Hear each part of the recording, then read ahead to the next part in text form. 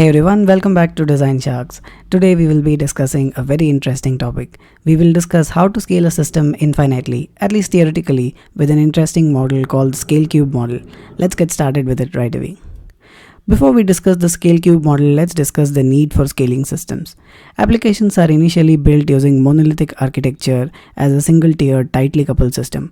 Monolithic applications are well and good when there are a small number of users and the traffic is very low. But as the application becomes more complex, users and traffic increase. The performance of the monolith starts degrading and it becomes very difficult to maintain and do active development, causing a loss of productivity for developers. This causes a need to figure out various ways to scale systems. Please check out our link in the description for a detailed video on benefits and drawbacks of monolith. With that context, let's discuss about the scale cube model. The scale cube model proposed by AKF partners is a popular model which describes the various dimensions or ways of scaling an application. I will add a link by AKF partners in the description which explains the scale cube model excellently. Please do give it a read. The model indicates that there are three approaches or dimensions by which systems may be scaled to meet the increasing levels of load on the system. These are referred to as the x-axis, y-axis and z-axis scaling. As shown on the diagram in the right, the monolith is the starting point, and with x, y and z-axis scaling we can achieve infinite scaling.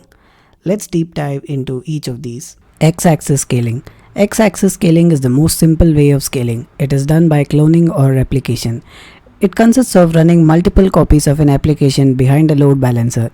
Each application will have the same code, performing same tasks, or if it's a cloned database, they would all be storing the same data. So if the total load is L, by having n instances of the application, each application instance would need to handle L by n load. This helps in scaling the system by handling more requests by distributing the load across many replicas. Let's look at the advantages of x-axis scaling. X-axis scaling is the most commonly used approach and it tends to be the easiest to implement and to understand. It can handle spikes in traffic or server outages efficiently by adding more replicas. It can also handle more transactions as scale increases quite seamlessly. But there are some disadvantages with x-axis scaling. Let's look at them.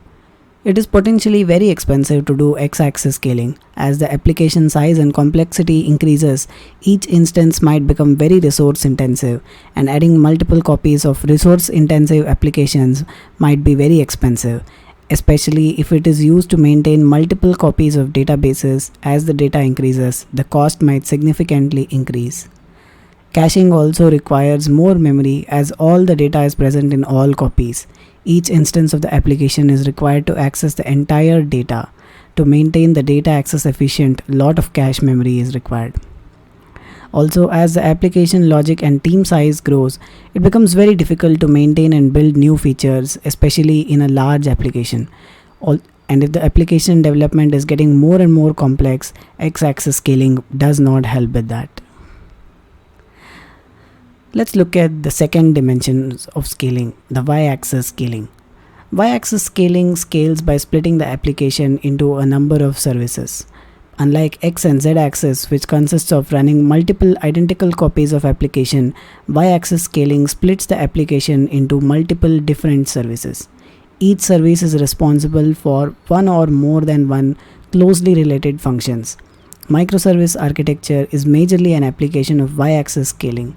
An application can be split into different services in many ways. Some of the commonly used ways are based on the business use case or based on the entity the service deals with. Let's look at some of the advantages of y-axis scaling. Y-axis scaling starts to break away chunks of monolithic code bases. Microservice falls into the y-axis paradigm. This separation also allows for increased responsibility, accountability, and also fault isolation.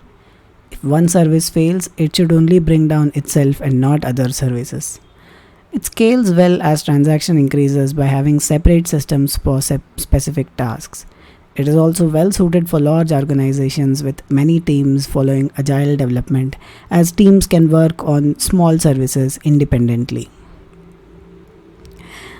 Y-axis scaling also comes with a few disadvantages. One of the major one is it is quite challenging to architect and implement y-axis scaling. It takes a lot of analysis and intellect to find the perfect decomposition strategy that suits the application and organization.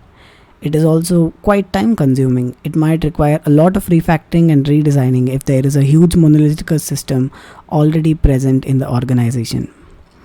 The transaction boundaries and interactions between services needs to be very well designed and implemented.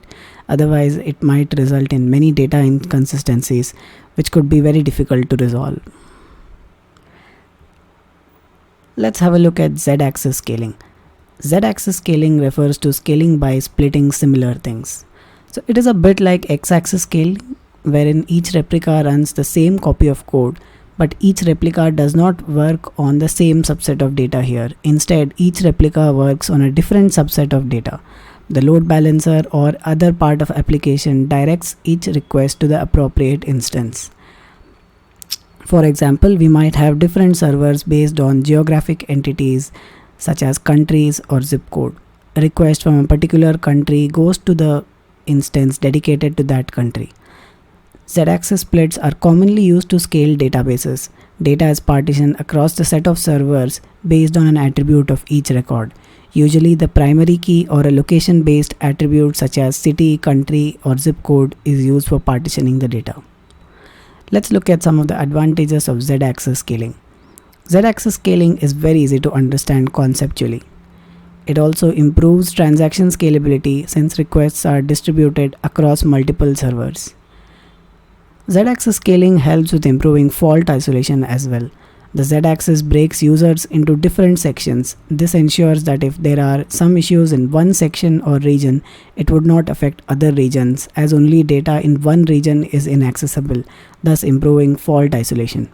It also improves cache utilization. Each instance deals with only one specific subset of data. This makes the probability of requests coming in for the same key higher, thus improving cache utilization. Z-axis scaling also comes with a few drawbacks.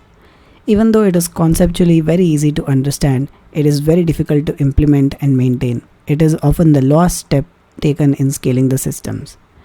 Partitioning schemes can become very tricky, especially when we have to repartition the data. Lastly, Z-axis scaling does not scale well as the organization grows big and application becomes complex. To solve this problem, we need to apply Y-axis scaling. Let's look at applying the scale cube model for an e-commerce application. In the beginning, we have a monolith. We start with X-axis scaling by adding more servers to handle more requests. As the load on database increases, we add more replicas to handle additional requests. After a point, it starts to become very expensive to scale the monolith by adding more servers. Different parts of the application could have different requirements. Some might be CPU intensive, some might be memory intensive. Just by adding more copies to suit all the requirements will make it very expensive. This is when Y-axis scaling is undertaken and microservices are created. The services are carved out of monolith based on the use case, and each service deals with a single function or a few closely related functions. The services could be related to payments, orders, notification, catalog, users, etc. as shown in the figure. The last scaling usually undertaken is sharding the data as the scale and data size increases. This is where the Z-axis scaling comes into picture. Here the data is split based on country and the requests belonging to a particular country are directed to a particular shard. The whole process is then iteratively done, and by continuously doing X, Y and Z-axis scaling, we can achieve infinite scaling. If you've reached till here, I assume you would have loved our content. Let us know your views on the topic in the comments and support us by liking, sharing and subscribing to our channel. Cheers.